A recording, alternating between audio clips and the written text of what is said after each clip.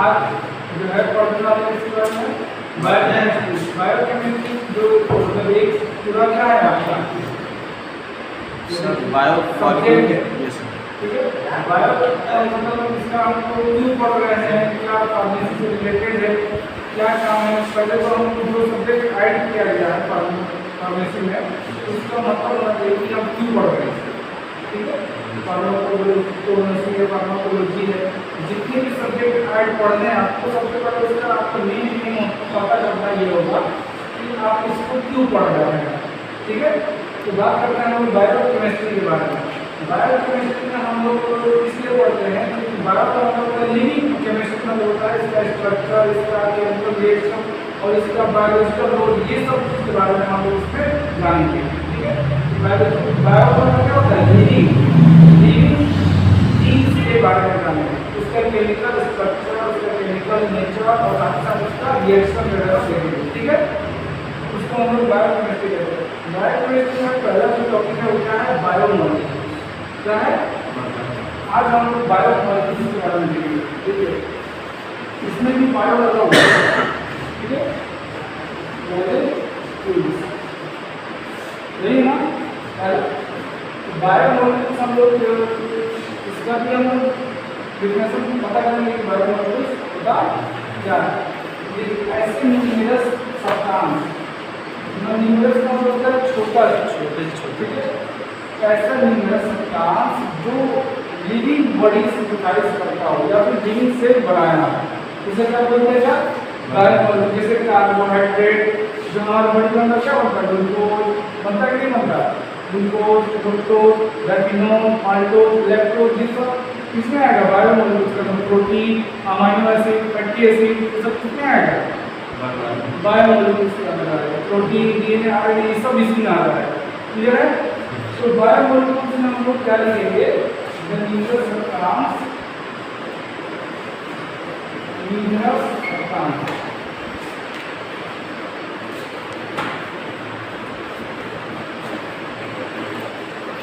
the numerous substance that form like produce by cell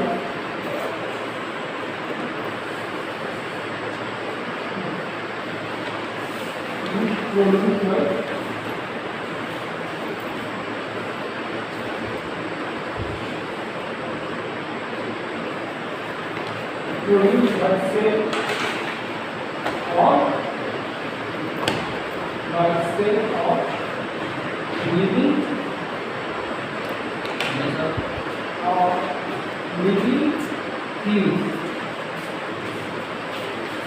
देखिए फिर से जो बता रहे हैं, हम बायोमॉलिक्यूल्स पढ़ने जा रहे हैं।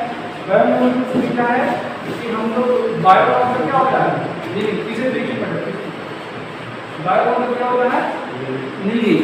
और मॉलिक्यूल्स का मतलब क्या होगा, छोटे-छोटे मॉलिक्यूल्स, ठीक है।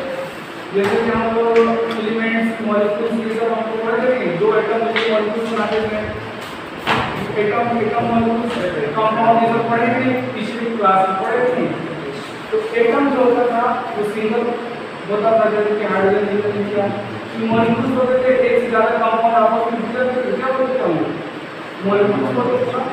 यहाँ पर जो टर्म आ रहा है, अब टर्म का मतलब फिर समझिए, बायो मॉलिक्यूल्स। बायो मॉलिक्यूल्स का मतलब क्या हुआ, ऐसे छोटे छोटे सब्सटेंस जो कि लिविंग बॉडी के द्वारा सिंथेसाइज किया गया और बनाया गया। लिविंग बॉडी मतलब क्या, सेल्स या फिर लिविंग ऑर्गेनिज्म, बात समझ रहा है, सेल या फिर लिविंग ऑर्गेनिज्म के द्वारा बनाया गया, उसे क्या बोलते हैं, बायोमॉलिक्यूल्स। बायोमॉलिक्यूल्स में क्या क्या है, कार्बोहाइड्रेट, कार्बोहाइड्रेट में कौन कौन से, तो मोनोसेकेराइड, पॉलीसेकेराइड, पॉलीसेकेराइड का एग्जांपल माल्टोज, ग्लैक्टोज, माल्टोज, और कौन सा एग्जांपल है, फ्रुक्टोज, तो मोनोसेकेराइड आ जाएगा, फ्रुक्टोज, ग्लूकोज, इसमें मोनोसेकेराइड आ जाएगा, ट्राइसेकेराइड, इसमें ग्लाइसिनोल आ जाएगा। ठीक इसी तरह पॉलीसेकेराइड की बात करें तो स्टार्च आ जाएगा, ठीक है, सेलुलोज आ जाएगा, ये सब हम लोग कार्बोहाइड्रेट करेंगे। उसी तरह प्रोटीन, उसी तरह क्या होता है, प्रोटीन, उसी तरह क्या होता है, अमाइनो एसिड। अमाइनो एसिड क्या है, अमाइनो एसिड क्या है, अमाइनो एसिड जो है, जब क्या बोलते हैं, वो एक तरह का बेसिक यूनिट है प्रोटीन का। प्रोटीन का जो स्ट्रक्चर बनता है, प्राइमरी टर्शियरी सेकेंडरी, उसका एक बेसिक स्ट्रक्चर, जैसे हमारा बॉडी में बेसिक स्ट्रक्चर क्या है? सेल है कि नहीं है? उसी तरह प्रोटीन का बेसिक स्ट्रक्चर क्या है? Amino acid. क्लियर है? अब सबसे पहले हम पढ़ेंगे लोग एक एक करके, देखिएगा ये चीज हम लोग मैंने कर दी। न्यूमरस सब्सटेंस, न्यूमरस मतलब छोटा, ठीक है? साथ साथ इसको नोट करते चलेंगे। Numerous substance which produced by cell or living things is known as biomolecules. For example, जैसे कि हम क्या लिखेंगे? कार्बोहाइड्रेट, ठीक है? फिर क्या लिखेंगे? Protein, amino acid, nucleic acid,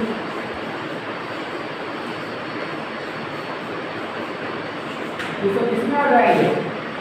biomolecules. हम लोग पढ़ना, हम लोग को सारा का सारा पढ़ना है, सबका हम लोग को क्या क्या पढ़ना है?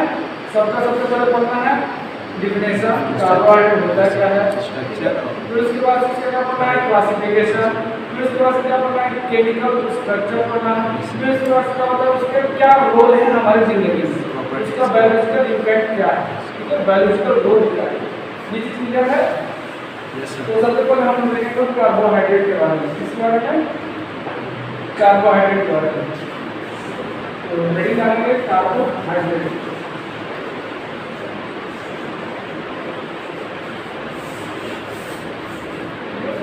ये कार्बोहाइड्रेट होता क्या है? सबसे पहले यही सवाल, ठीक है? लिखित कर दो ना आपको, लिख पा रहे हैं? नहीं लिख पा रहे? लिखते चले जाते हैं, ठीक है? सबसे पहले आपके दिमाग में ये सवाल है कार्बोहाइड्रेट होता क्या है? तो देखिए आप अपनी बात को पढ़ेंगे तो इसका डिफिनेशन मिल जाएगा। आपको समझना है क्या है कि कार्बोहाइड्रेट होते क्या है। कार्बोहाइड्रेट होता है ये भी एनर्जी को स्टोर करता है। क्या करता है? एनर्जी को स्टोर करता है। कार्बोहाइड्रेट जैसे कि ग्लूकोज, फ्रुक्टोज, ये क्या है? एनर्जी को प्रोवाइड करते हैं हमारे शरीर में। तो इसका दूसरा और क्या काम है? तो इस क्या बोलेंगे? It is a source of energy in human beings and majority of living organism. ये बात है कि नहीं है? तो जो आपको पता है पहले से, उसको डिफिनेशन में कैसे कन्वर्ट करें। हम एग्जाम के दिन नहीं भी पढ़ रहे हैं तो अच्छे नंबर ला सकते हैं। आपको पता होना चाहिए कि कार्बोहाइड्रेट होता क्या है, ठीक है? तो आप बेसिक चीज ही लिखेंगे। क्या लिखेंगे? द सब्सटेंस या फिर मॉलिक्यूल, कुछ भी लिख सकते हैं आप, ठीक है? द सब्सटेंस और the molecules which provides energy, which provides energy to a living body.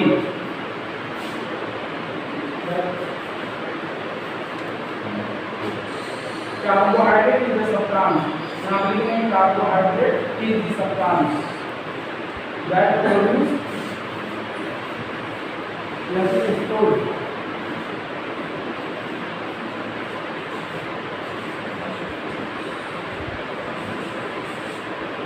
Energy.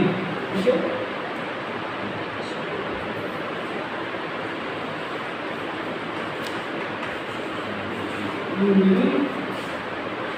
है?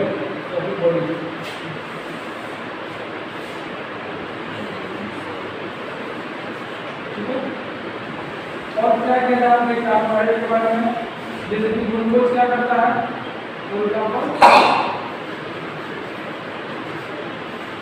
ग्लूकोज इसके बारे में और क्या करते हैं? एनर्जी जब ज़्यादा होता है उसको स्टोर किया जाता है, ठीक है? तो जो कार्बोहाइड्रेट जैसे ग्लूकोज ज़्यादा होगा तो ग्लाइकोजन में स्टोर होता है कहाँ? लीवर में, ठीक है? तो ये चीज़ यहाँ नहीं कहेंगे क्योंकि हम मुझे पता हुआ चीज़ लिखना भी है। तो यहाँ लिखेंगे glucose store in liver in the form of glycogen.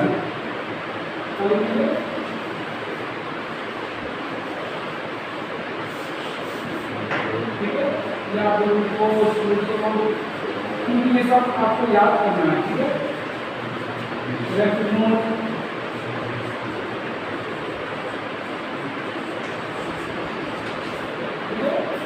ये क्लियर है? इसका एग्जांपल समझ में आना है? आप एक बार देख लेते हैं, ये लिखा हुआ है आपके बुक में।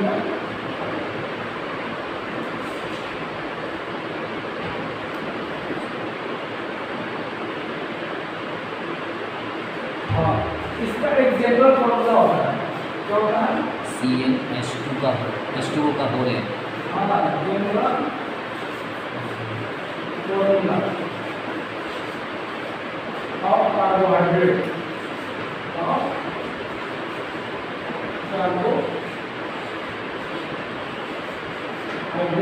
क्या होता है? CnH2O की पावर n, ठीक है। अगर यहाँ पे कार्बन का n का वैल्यू 6 रख देते हैं, क्या मिलेगा? C6H12O6। ये जो 2 आएगा यहाँ पर, ये 2 इससे भी मल्टीप्लाई होगा और इससे भी मल्टीप्लाई होगा। मतलब यहाँ पर जो भी वैल्यू आएगा n का वैल्यू 6 है, तो 6 से 2 मल्टीप्लाई होगा और ये 6 से यहाँ पर आ जाएगा। क्लियर है? जैसे कि for example when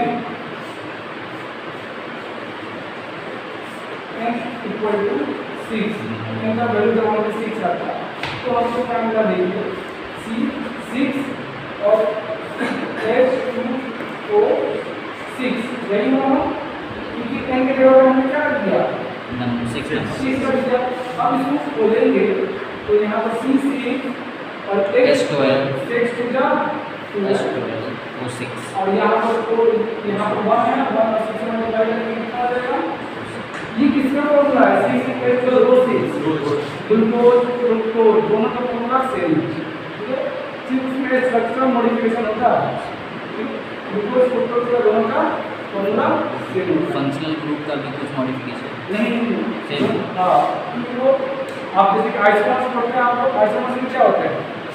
position change होता है, बस पोजीशन पे चेंज हो जाएगा, मॉलिक्यूलर फॉर्मूला सेम रहेगा, मॉलिक्यूलर वेट भी सेम रहेगा। जब फॉर्मूला सेम है वेट भी सेम है। एक इसमें किसी डाउट पूछना हो, और जैसे कि हम लोग कार्बोहाइड्रेट को क्लासिफाई करते हैं, क्या करते हैं? अब जैसे कि ये चीज अभी बताया ना आपको, stored energy in living body. यहाँ पर आप एक और पॉइंट याद रखिए, primary source of energy, primary का मतलब हो गया बेसिक, बात समझ है? प्राइमरी सेकेंडरी टर्शियरी पढ़े नहीं पढ़े? प्राइमरी का मतलब हो गया बेसिक, क्लियर है? तो आप यहाँ पर एक और मेंशन कर सकते हैं, हर बार यहाँ पर एक और मेंशन कर सकते हैं, प्राइमरी सोर्स ऑफ एनर्जी। तो कार्बोहाइड्रेट में एक पॉइंट और लिखेंगे क्या? और ये बिल्कुल भी ज्यादा नहीं है, आप थोड़ा रखने का भी जरूरत नहीं है इसको। क्यों? क्योंकि आपको पहले से कुछ पता है, बस आपको डेफिनेशन में कैसे लिखना है। पिछली बार जब लेक्चर दिए थे उसमें हम डेफिनेशन लिखना नहीं बताया था, सिर्फ हम मुंह से बोल दिए थे कैसे ऐसे कर लीजिएगा आपको। तो बहुत लोग का ये भी दिखा था कि सर आपने बारे में अच्छा लगता है। ये चीज लिखने का वही कारण है, क्या लिखेंगे? It is the primary source of energy. लिख लीजिए हिसाब से।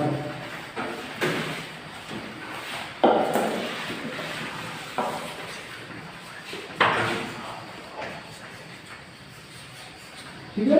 अब कार्बोहाइड्रेट को हम लोग क्लासिफाई करेंगे, क्या करेंगे? क्लासिफाई इसको 3 तरीके से करते हैं। कितने तरीके से? 3 तरीके से। On the basis of complexities, complex समझ रहे हैं? जटिलता, बात समझ रहा है? तो कॉम्प्लेक्स का फॉर्मेशन कैसे कर रहा है? कोई भी चीज को हम देखते हैं तो उलझा सा बिल्कुल लगता है, तो उलझा सा में क्या क्या है उसके बेसिस पे हम लोग क्लासिफाई करते हैं, ठीक है। तो उसमें क्लासिफाई करेंगे तो मोनोसेकेराइड, ओलिगोसेकेराइड और पॉलीसेकेराइड। ओलिगो में क्या होता है? 2 से लेकर के 10 तक आता है, ठीक है। अभी सारा चीज लिखेंगे आपको बोर्ड पे, सिर्फ अभी हम बता रहे हैं, ठीक है। फिर उसके बाद क्या आता है? On the basis of reactivity, reactivity के बेसिस पे 2 तरीके से डिवाइड किए, एक होता है रिड्यूसिंग फिगर, एक होता है नॉन रिड्यूसिंग फिगर। उन दोनों के बीच का डिफरेंस भी देखना है और एग्जाम में आता भी है, ठीक है। और तीसरा जो है on the basis of functional group, functional group के आधार पे 2 तरीके से बताया गया, एक अल्डोज, एक केटोज। अल्डिहाइड ग्रुप पर प्रेजेंट होगा और केटोन ग्रुप प्रेजेंट होगा, उसके बेसिस पे डिवाइड किया गया। अल्डिहाइड ग्रुप, केटोन ग्रुप क्या होता है सब देखेंगे अभी, ठीक है। देखिए पहला जो क्लासिफिकेशन है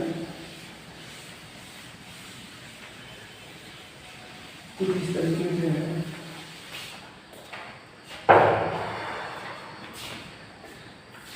कार्बोहाइड्रेट को हम क्या पढ़ रहे हैं, वो क्लासिफिकेशन, ठीक है। इसका इंट्रोडक्शन देख सकते हैं।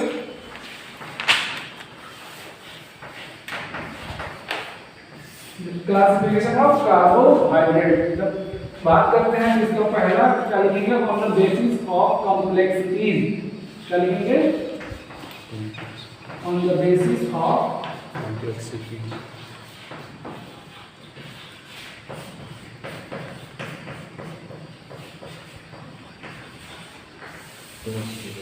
इसमें 3 पार्ट में डिवाइड कर देगा। देखिए, जो चीज एक बार समझ लेंगे उसको इतना तैयार कर लीजिए कि अभी पढ़ रहे हैं, एग्जाम में टाइम भी नहीं देंगे तो आपको चल जाएगा। इतना उसको अच्छे से समझ लीजिए, पढ़ लीजिए। ये सिर्फ समझने वाला ही पार्ट है। एक बार आप पढ़ेंगे, अच्छे से पढ़ेंगे, हमको लगता नहीं कि दोबारा इसको आपको देखिए ना मुझे जरूरत पड़ेगी। ये आपका समय उस समय बचाएगा। तो किसी भी चीज़ को समझ दे तो उसको इतना अच्छा से समझ ले कि आपको एग्जाम के पहले तो होता है कि हम लोग कोई चीज़ें पढ़ नहीं पाते हैं, जल्दीबाजी में छूट जाता है। एग्जामिनेशन हम लोग पहुँच रहे हैं तो देख रहे हैं ये तो वो पढ़ रहा है, हम तो पढ़ भी नहीं किए, होता है क्या? तो वो चीज़ आपको वहाँ पर रियलाइज नहीं होगा। जब आप एक चीज़ को अच्छा से पढ़ लेते हैं ना तो पूरे अंदर से कॉन्फिडेंस मिलेगा कि हम पढ़ा है। और चीज़ों को लिख कर जितना हो सके पढ़िए, जितना क्लासिफिकेशन सब लिख कर पढ़िए, आपको तुरंत याद हो जाएगा, ठीक है। On the basis of complexity 3 part में डिवाइड किया गया। पहला क्या, मोनो, ठीक है, ठीक है। फिर क्या आता है, ओलिगो, ठीक है। और तीसरा क्या आता है, देखिए इसका डेफिनेशन आप लोग खुद से बनाएंगे, हम समझा रहे हैं, ठीक है। मोनो का मतलब होता है एक, सेकेंड का मतलब शुगर, ऐसा कार्बोहाइड्रेट जिसमें एक शुगर प्रेजेंट हो, एक मॉलिक्यूल प्रेजेंट हो। The carbohydrate which consist of only 1 unit which can not further be hydrolysed to give any reaction. इसको हाइड्रोलाइज करने से हमको कुछ नहीं मिलने वाला, बात समझ में आ रहा? हम किसी चीज को तोड़ते एक ऐसा पॉइंट तक पहुंच गए जो हमको बिल्कुल बेसिक मिल गया, जैसे एटम मिल गया। अब एटम को डिवाइड करें तो क्या मिलेगा, कुछ नहीं मिलेगा। तो वो चीज हमारा क्या है, मोनोसेकेराइड, क्या है, बेसिक एकदम है, एक ही यूनिट है, क्लियर है। इसका एग्जांपल क्या क्या हो जाएगा, glucose, fructose, galactose is the example of monosaccharide, clear है। मोनोसेकेराइड का डेफिनेशन कैसे लिखेंगे, the sugar which contains only 1 molecules of sugar is known as monosaccharide which cannot further be hydrolyzed to give any further reaction।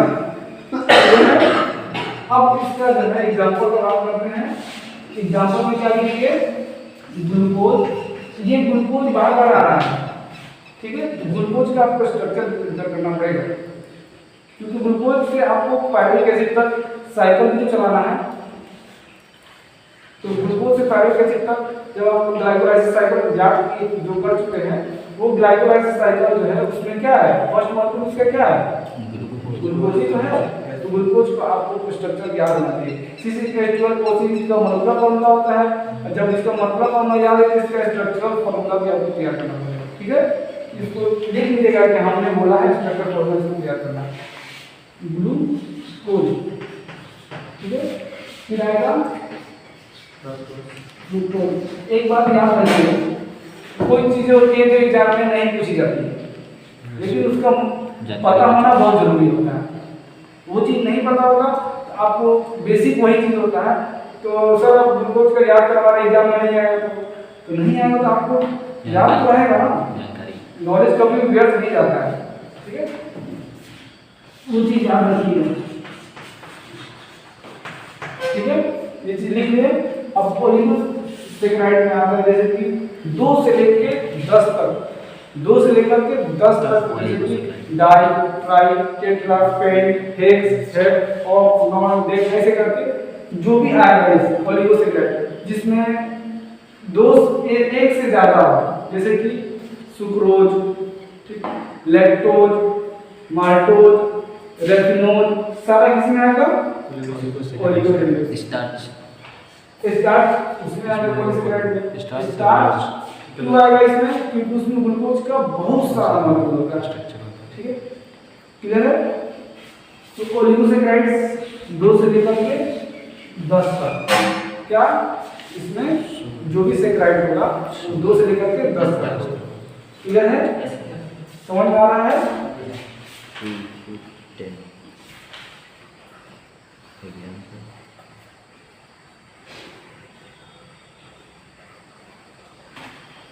ठीक है, तो 2 से लेकर के 10 तक मोनोसेकेराइड यूनिट कंटेन करता है। यानी कि मतलब कि the oligosaccharide that contains more than 1 saccharide is known as oligosaccharide. More than 1 saccharide up to 10, एक से ज्यादा लेकिन 10 तक। 11 नंबर वाला मिलेगा तो किसमें पॉलीसेकेराइड। क्लियर है? एक शुगर मॉलिक्यूल है जिसमें 15 है, सेकेराइड का यूनिट तो क्या हो जाएगा? पॉलीसेकेराइड। ठीक है, एक कंपाउंड है आपको दे दिया जाएगा, कंपाउंड एक से इसको हाइड्रोलाइज करने पे, इसको हाइड्रोलाइज करने पे, हाइड्रोलाइज मतलब वाटर में रिएक्शन करा रहा है। ठीक है, हमको मिल रहा है 16 मॉलिक्यूल्स ऑफ ग्लूकोज मिल रहा है। ग्लूकोज तो ये बताइए ये X क्या है? Polysaccharide, monosaccharide, oligosaccharide, polysaccharide. ये चीज समझ में आया? यस। क्लियर है? अब कोई डाउट? No. यहाँ 2 से लेकर 10 तक मोनोसेकेराइड है जिसके पास कंटेन हो monosaccharide. The substance, the molecules that contain 2 to 10 monosaccharide units is known as oligosaccharides. और ये the substance, the oligosaccharides can further hydrolyze to give monosaccharides unit। ये चीज मेंशन करेंगे।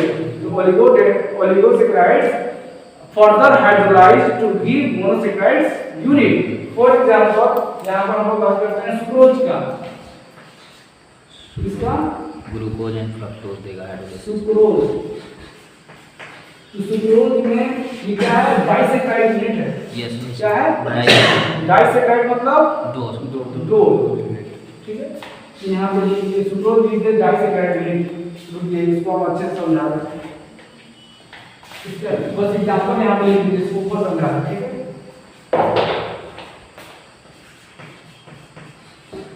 सुक्रोज,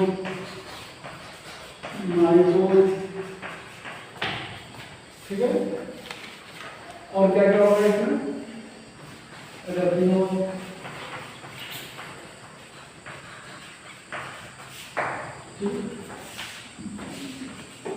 स्टार्च या फिर सेलुलोज। ठीक है,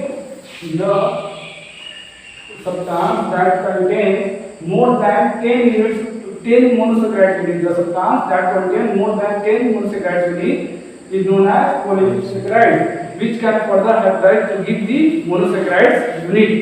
क्लियर है? स्टार्च को जब हम हाइड्रोलाइज करते हैं तो हमको बहुत सारा ग्लूकोज का मॉलिक्यूल मिलता है। बात समझ आ रहा है? बहुत सारा ग्लूकोज का मॉलिक्यूल जुड़ गया। सर कितना जुटेगा? 10 से ज्यादा जुट जाएगा। 10 से ज्यादा यानी 11 भी हो सकता है और 1000 भी हो सकता है। सब किस में आएगा? पॉलीसेकेराइड में। इतना क्लियर है? अब हम लोग ये मॉलिक्यूल डाइसेकेराइड है, ट्राइसेकेराइड है, तो उसके बारे में देख लेते हैं। ठीक है,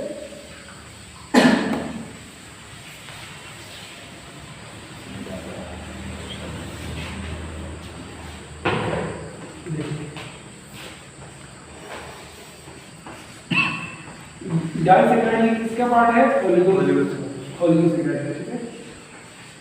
ठीक है, इसमें 2 मॉलिक्यूल्स होता है किसके? मोनोसेकेराइड। इसका एग्जांपल सुक्रोज, माल्टोज।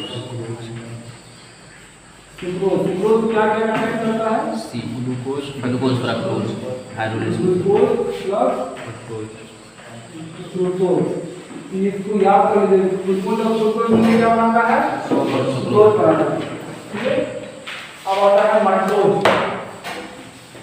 क्या आता है?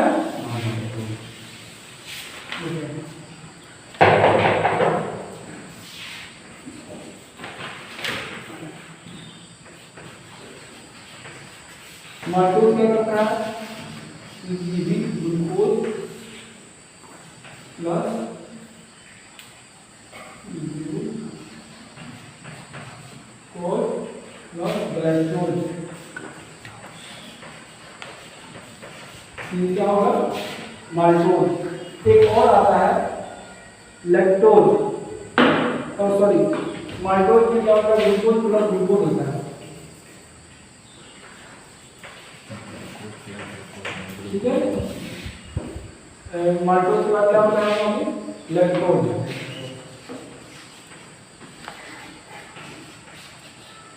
Glucose plus lactose,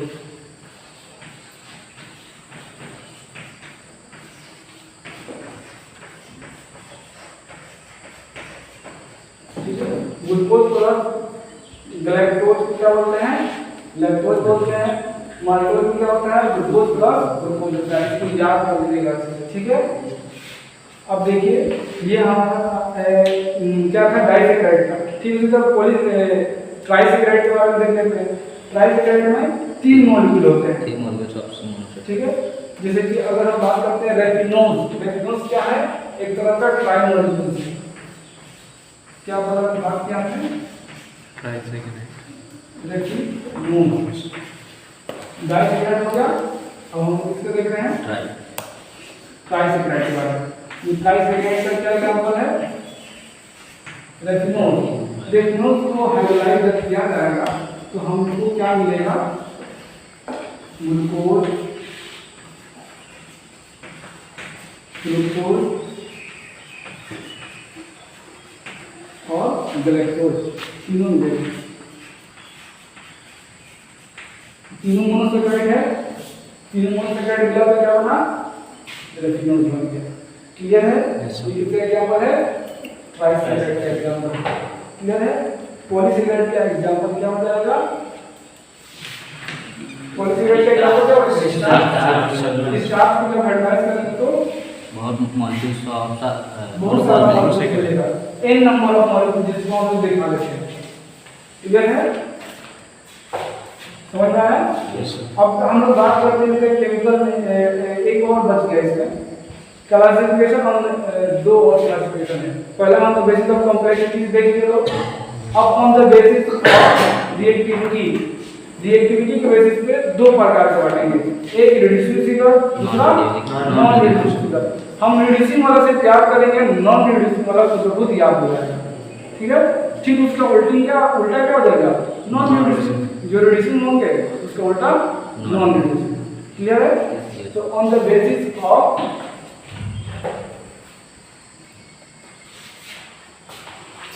reactivity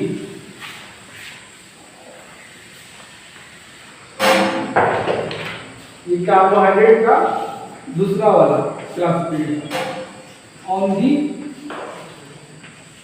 basis of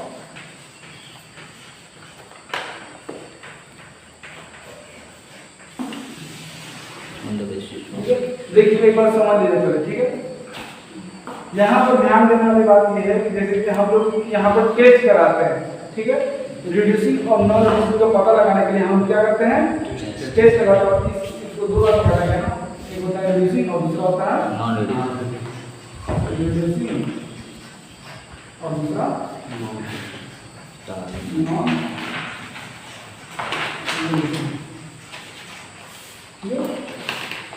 इसको हम लोग पता लगाने के लिए टेस्ट करते हैं। टेस्ट बहुत सारा होता है, लेकिन हम 3 टेस्ट के बारे में जानेंगे लोग बेसिकली, ठीक है।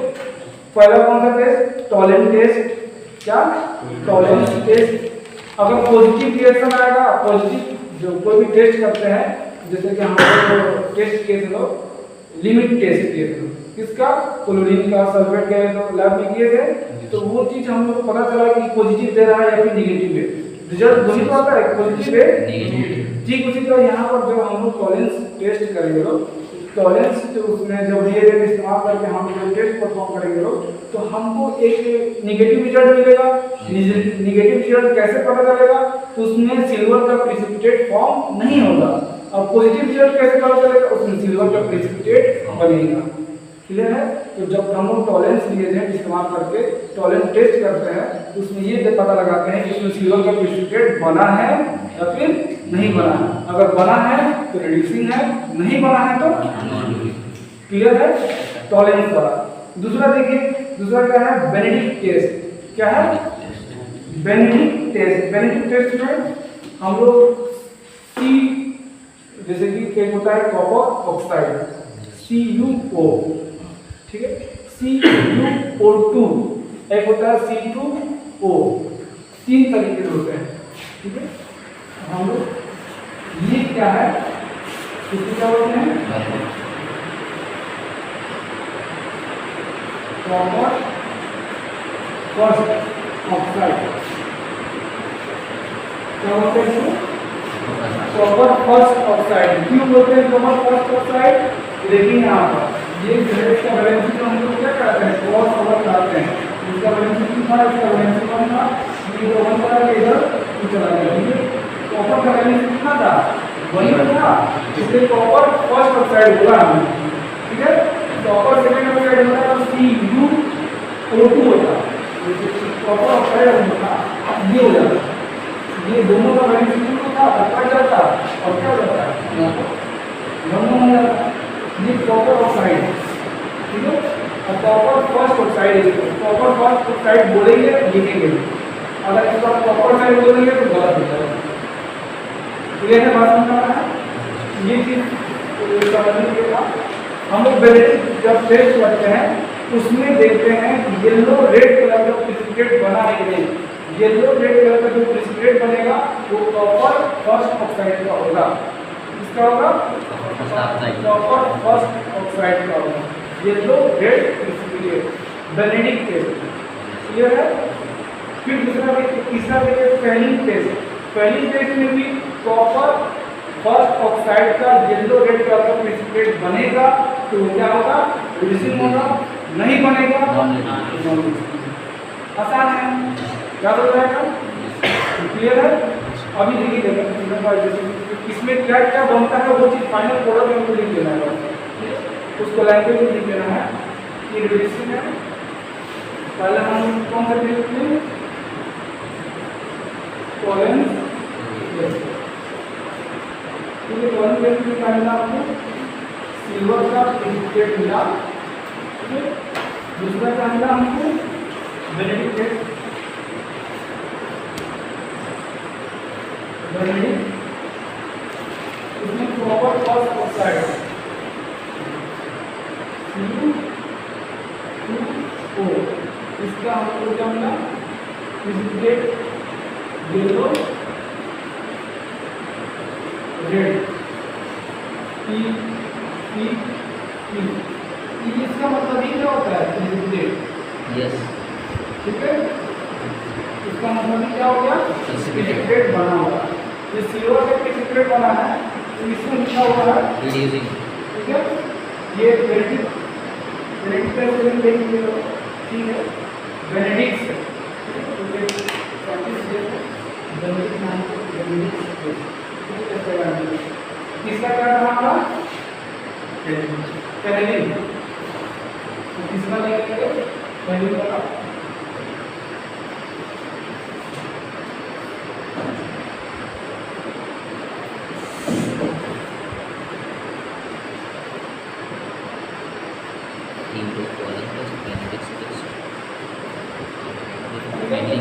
इसमें क्या होगा, कॉपर फर्स्ट ऑक्साइड, ठीक है। इसका येलो रेड कलर का प्रेसिपिटेट हमको मिलेगा तो क्या होगा, टेस्ट पॉजिटिव होगा और वो कैसा होगा, रिड्यूसिंग होगा। अगर नहीं मिलेगा तो क्या हो जाएगा, नॉन नेगेटिव। ठीक, उसका उल्टा इधर लिख देंगे,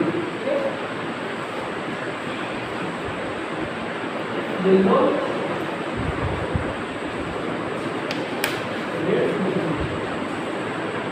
देखिए, इसको लैंग्वेज में भी लिख सकते हैं आप लोग। When we perform a tolerant case, then precipitate of silver is obtained. This shows that tolerant test is positive and hence it is reducing sugar. इतना लंबा लाइन हो गया। टेस्ट कराने में प्रेसिपिटेट ऑफ सिल्वर, रिड्यूसिंग और non reducing के बीच में difference आ रहा है। भाई खाने बैठेंगे तो आप कैसे से एक डेढ़ पेज इसी से मर जाएगा और शॉर्टकट में लिखेंगे, लिख तो सब चीज रहे हैं आप, कंटेंट होता है ना कि बढ़ाना है और बढ़ाना के लिखना, बढ़ा के यही सब चीज़ लिखना होता है। उस उल्टा सीधा ऐड करेंगे तो डाइट का नंबर घट जाएगा। क्लियर है? अब जैसे कि हम बेनेडिक्ट टेस्ट में क्या लिखेंगे, जो आपका कॉपर फॉस्फेट ऑक्साइड का जो प्रेसिपिटेट होगा इसको कैसे लिखेंगे, when we perform a Benedict test with Benedict reagent, क्योंकि इसका रिएजेंट इस्तेमाल करेंगे ना, Benedict reagent, then the precipitate of copper phosphate oxide is formed and this indicates that Benedict test is positive and hence it is reducing sugar. Here and the precipitate is yellow red in color. Clear है? ठीक वही काम यहाँ पर लिखेंगे, ठीक उसका उधर लिखेंगे, उधर टॉलेंस टेस्ट उधर लिखेंगे, टॉलेंस टेस्ट उधर लिखेंगे, उधर क्या लिखेंगे, when we perform a tolerance test, then the precipitate of silver is not obtained. Precipitate of silver is not obtained, and hence the tolerance test is negative, and it indicates that the sugar is not reducing sugar. Clear है? इसमें कैसे लिखेंगे Benedict test में, कि when we perform a Benedict test, then the precipitate of copper phosphate is not obtained, and the solution the color of the solution not becomes yellow red. यही होता है? Yes sir. The solution of the color is not became, मतलब ये yellow red बना ही नहीं, and hence this indicates that the Benedict test is negative, and hence the sugar is Not reducing. Sugar. Clear है? उसी तरह phallic test में लिखेंगे, phallic test में क्या लिखेंगे, यही चीज यहाँ पर जो बताया वो चीज लिखेंगे, when the precipitate of when we perform failing test, then the precipitate of copper phosphate oxide is not obtained, and hence then this indicates that the sugar is negative test of failing test, and this indicates that the sugar is non-reducing sugar. Clear है? ये तीनों test अच्छे से तैयार हो गया। अब एक मिलर रोटेशन के बात करते हैं। मिलर रोटेशन क्या होता है? इसी के बारे में हम डिटेल पढ़ रहे हैं, ठीक है?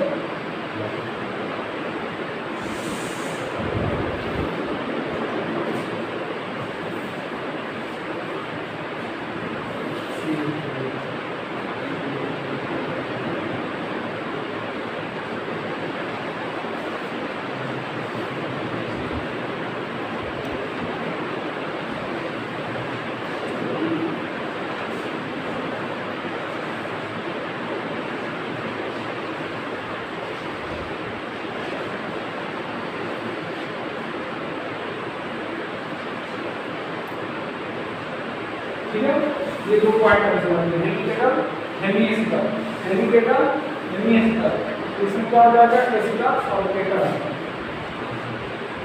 और आएगा समीकरण की नहीं समझ आ रहा है, नाम सुने हैं लेकिन इसको यहाँ पे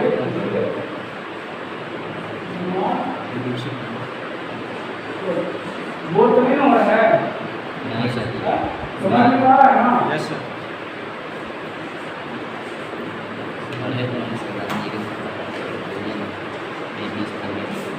इधर ध्यान दीजिए, चीजें आपको बुक में भी लिखी मिल जाएंगी, मेन होता है समझना, ठीक है? और ये देखिए हेमिकेटल हेमिएस्टर क्या है, हेमी का मतलब क्या होता है, हेमिएस्टर नाम सुना है? Yes sir. एस्टर बोला बोला बोला, हेमिएस्टर मतलब आधा बोला, हेमी का मतलब क्या होगा, आधा, ठीक है? हेमी का मतलब यहाँ का नाम है हेमी और यहाँ का नाम है हेमी, हेमी का मतलब हेमी से बेस में नहीं हो जाएगा, ठीक है? हेमी का मतलब आधा हो जाएगा, आधा सब केटल एसिटल समझ में आ रहा है कि एसिटल ग्रुप होगा, केटल यानी केटोन ग्रुप होगा, एस्टर मतलब एसिटाइल ग्रुप होगा, ठीक है? एसिटाइल ग्रुप कैसे होता है, C+1 को यहाँ पर क्लोराइड, यहाँ पर CH2 निकल जाएगा, जो है लंबा चेन बनेगा, ठीक? क्योंकि आपको एसिटल ग्रुप था और ये क्या था, केटोन ग्रुप, केटोन ग्रुप का नाम है C+1 को यहाँ पर R1 और यहाँ पर R double dash R dash है, इधर नीचे बीच में ये बचा हुआ है, ये क्या है केटल ग्रुप, ठीक है।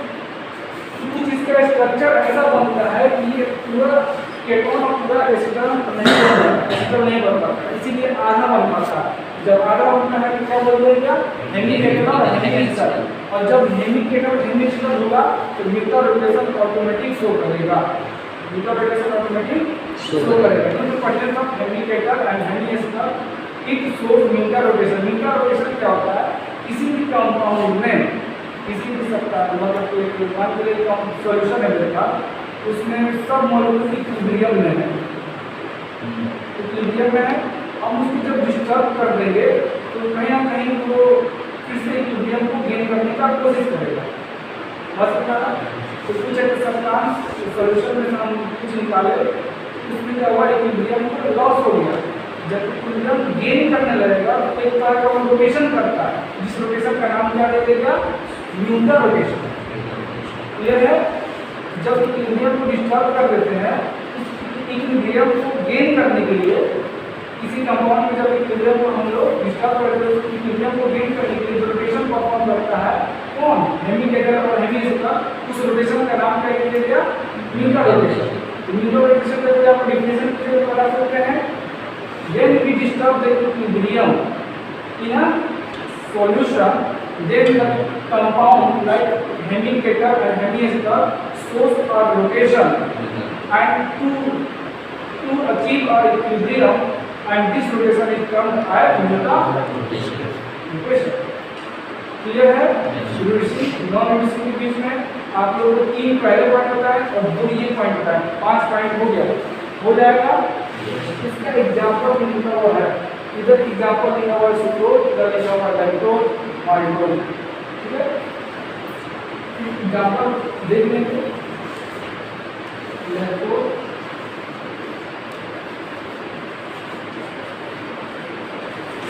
माल्टोज और इधर क्या लिखा हुआ है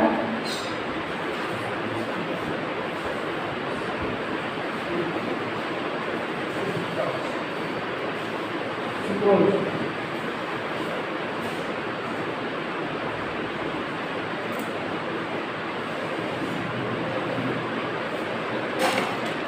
हो गया।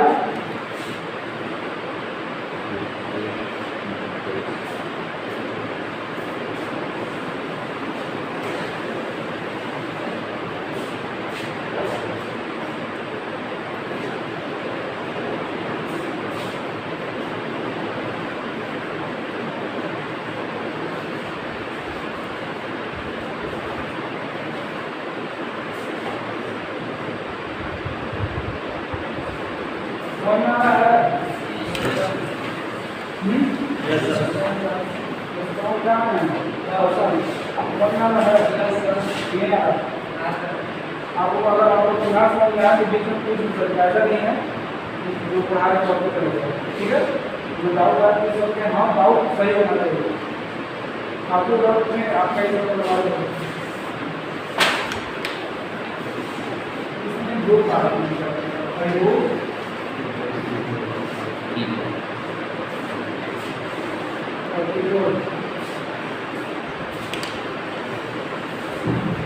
नाम से ही समझ है, क्या क्या समझना है यहाँ से एल्डिहाइड एक में अल्डिहाइड ग्रुप होगा CHO, ठीक है। अल्डिहाइड ग्रुप मतलब क्या होता है और केवल ग्रुप होगा जो होता है ये कुछ ऐसा आता है।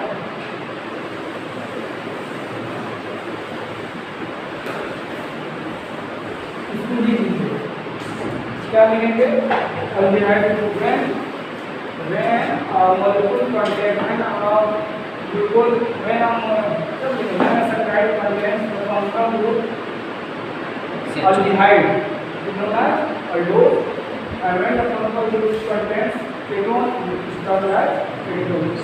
यह है कंपाउंड ऐसे होता है केटोन का और यह aldose यानी aldehyde ग्रुप का होता है। ये कौन सा ग्रुप है, कौन सा ग्रुप है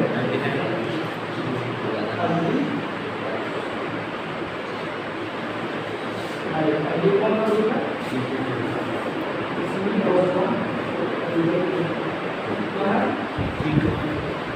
लिख लेंगे, ठीक है। अब देखिए इसके केमिकल नेचर के बारे में बात करें। केमिकल नेचर सिर्फ डिस्कस करेंगे क्योंकि हम लोग जो जानते हैं वही चीज बताना चाहिए। यहाँ पर एक्स्ट्रा बातें हम लोग नहीं लिखेंगे, ठीक है। हो गया इतना?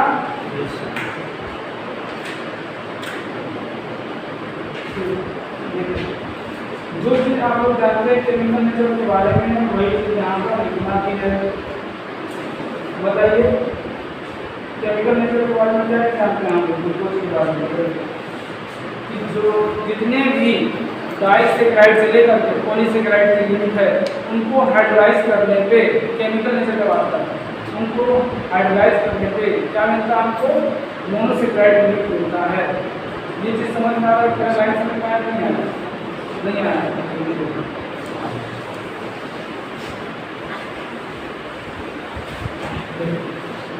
केमिकल नेचर का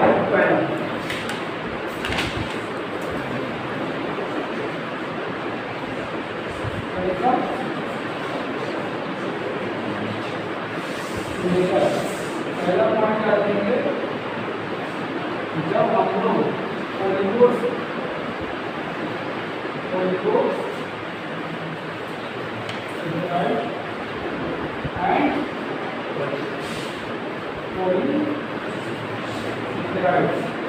को हाइड्रोलाइज करते हैं then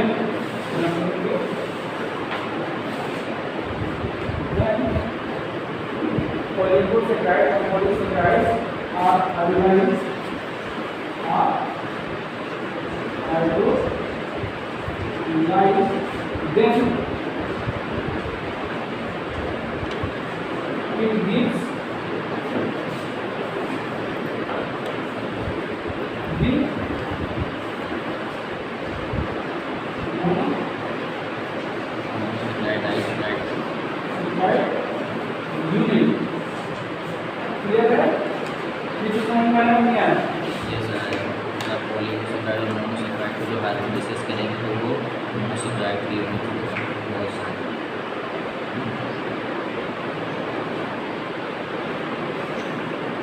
ये बहुत सारा रिएक्शन को शो करता है। जैसे इसमें ऑक्सीडेशन हो सकता है, ठीक है, डिहाइड्रेशन हो सकता है। डिहाइड्रेशन होता है वाटर मॉलिक्यूल का रिमूव होता है, ठीक है।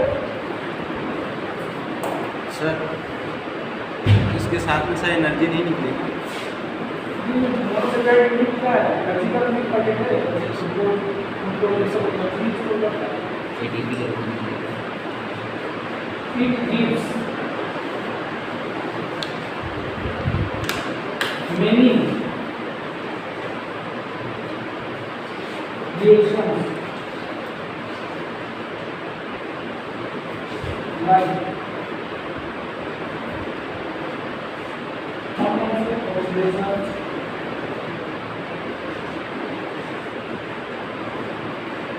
dehydration, का जल का निकल जाना, वाटर मॉलिक्यूल का बाहर करना, एक्सपेल आउट करना, ठीक है। जो भी चीज आप लोग पढ़ रहे हैं समझ रहे हैं उसको इंग्लिश में बोलने की कोशिश कीजिए। आपको शुरू में दिक्कतें आएंगी, लेकिन अगर आप थर्ड ईयर फोर्थ ईयर पढ़ जाएंगे तो आपको दिक्कतें नहीं आएंगी। क्योंकि अगर आप वो दिक्कत को अभी सामना नहीं करेंगे तो बाद में करेंगे। पसंद आ रहा है? एक ही बार जो भी दिक्कत आएगा, फिर उसके बाद से आपको चीज़ें समझ में आने लगेंगी। ऑक्सीडेशन हो गया, डिहाइड्रेशन हो गया, और क्या है इसमें substitution of OH group. Basically glucose में क्या होगा? OH ग्रुप अटैच होता है, उसको हम लोग हटा कर दूसरा ग्रुप अटैच कर सकते हैं, ठीक है। तो यहाँ पे देखो और इसको एक पॉइंट और बना लीजिए। We can also substitute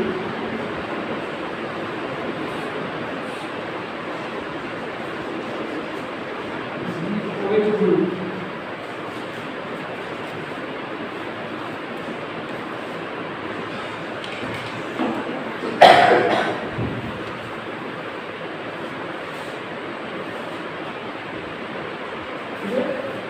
OH group पे हम लोग सब्स्टिट्यूट कर सकते हैं। सब्स्टिट्यूट किससे करेंगे? कोई भी ग्रुप का निकल जाना, हट जाए सब्स्टिट्यूट।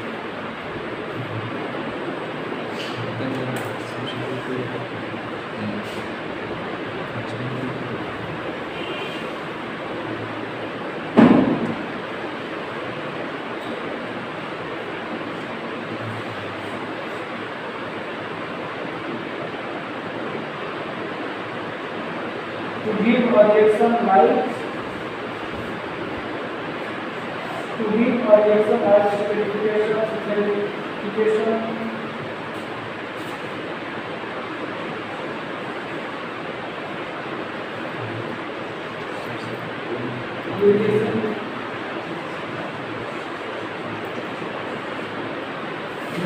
like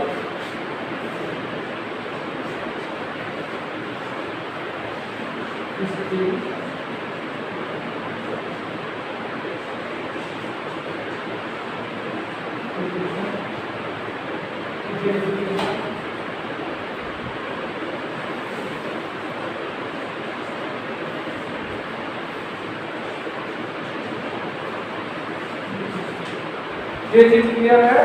समझ में आया सबको? हम लोग इसमें हाइड्रोजन ग्रुप से भी सब्स्टिट्यूशन कर सकते हैं। क्या कर सकते हैं? हाइड्रोजन ग्रुप क्या होता है बताएगा?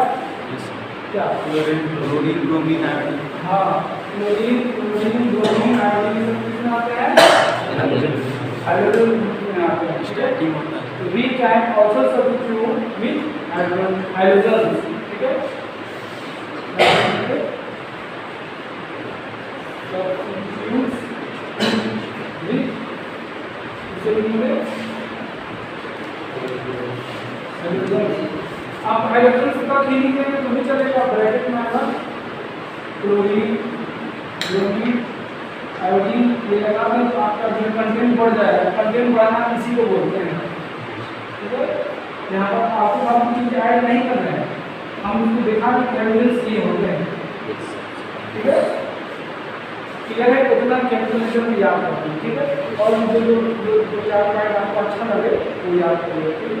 बायोलॉजिकल रोल में देखिए, सबसे पहले क्या है? It is the primary source of energy. Biological role के बारे में बात करते हैं, केमिकल नेचर के बारे में बात करिए। अब बायोलॉजिकल रोल के बारे में बात करते हैं।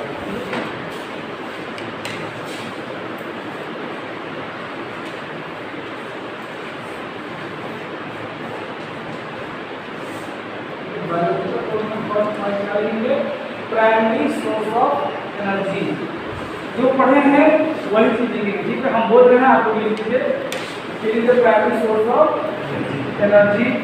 और क्या लिखेंगे? जैसे कि जो ग्लूकोज मॉलिक्यूल है हमारा, वो बहुत सारा पाथवे में जाता है और लास्ट में क्या करता है? एनर्जी का प्रोडक्शन करवाता है।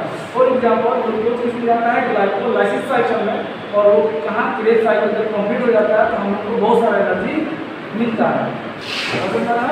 ग्लाइकोलाइसिस में एटीपी का प्रोडक्शन होता है और क्रेज साइकिल, ठीक है? तो लिखेंगे पहला पॉइंट क्या लिखेंगे? Primary source of energy. दूसरा पॉइंट क्या लिखेंगे इसमें? The monosaccharide units like glucose goes on various pathways to give a ATP, ठीक है? To give a various energy। Clear है? दूसरा पॉइंट लिखेंगे। तीसरा पॉइंट क्या लिखेंगे? जब हमारा ग्लूकोज क्या क्या बोले थे?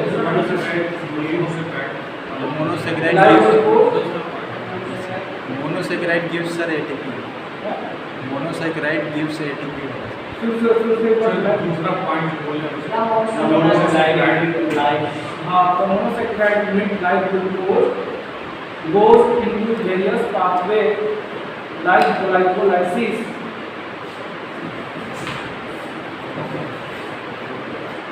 glucose like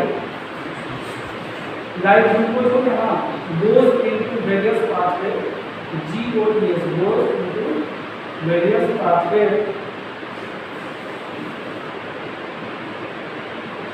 ब्रैकेट में लिखेंगे ब्रैकेट में क्या लिखेंगे ग्लाइकोलाइसिस काफी ब्रैकेट में क्या लिखेंगे टू गिव ग्लाइकोलाइसिस के बाद लिखेंगे to give energy to give energy clear है।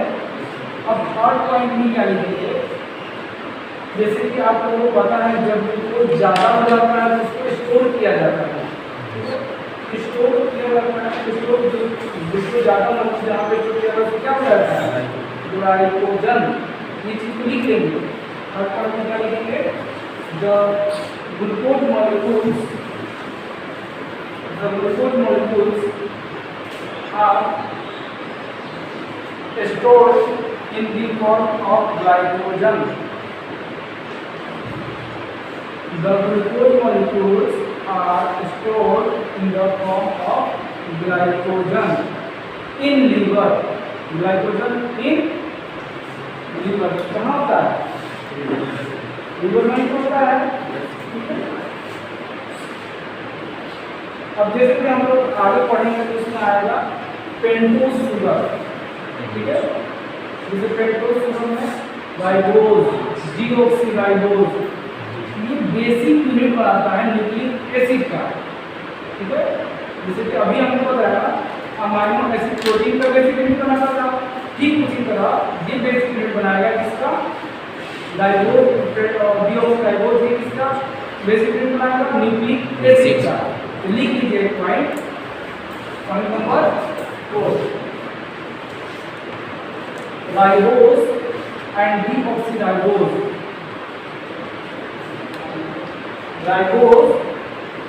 deoxyribose ब्रैकेट में लिखेंगे पेंटोज शुगर क्योंकि एक पेंटोज है ठीक है 5 मॉलिक्यूल इसमें है।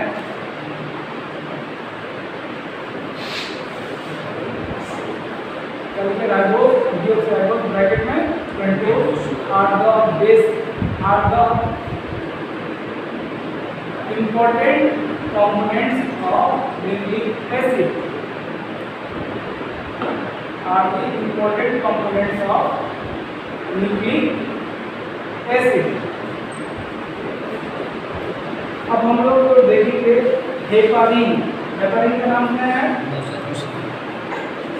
Heparin is also kind of carbohydrate it is used in blood coagulation blood को थक्का लगाने में रोकने में ब्लड कोगुलेशन पढ़े होंगे हेपारिन का नाम याद आ रहा होगा हम पढ़े heparin is also carbohydrate which is used in blood coagulation लिख लीजिए point number 5 heparin is also carbohydrate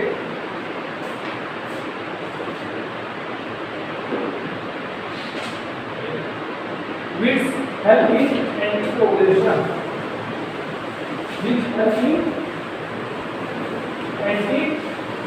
anticoagulation मतलब ब्लड का थक्का लगाने में मदद करते थे ठीक है। जैसे कि हम लोग बात करते हैं दूध आप लोग दूध पीते हैं मतलब कि जो घर करता है लोग जैसे दूध गाय का दूध होता है दूध में क्या होता है लैक्टोज ठीक है वो भी तो एनर्जी का सोर्स ही होता है इसको लिखेंगे लैक्टोज इज प्रेजेंट लैक्टोज क्या है कार्बोहाइड्रेट है मतलब बायोलॉजिकल और इसका डेली लाइफ में क्या क्या इस्तेमाल है ठीक है।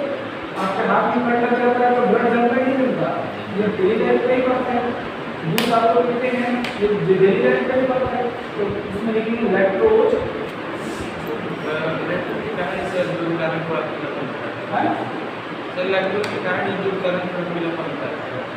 मतलब आप वो नहीं दूध में एक तरह का मॉलिक्यूल नहीं होता है उसमें बहुत सारा चीज आता है उसमें फैट्स भी आते हैं कोई लोग फैट्स भी आते हैं लैक्टोज क्या है शुगर मॉलिक्यूल है ना तो मीठे देने का काम करेगा मीठा और उसको पीना होने के कारण इफेक्ट वो नहीं हो सकता है जहाँ तक हमको पता है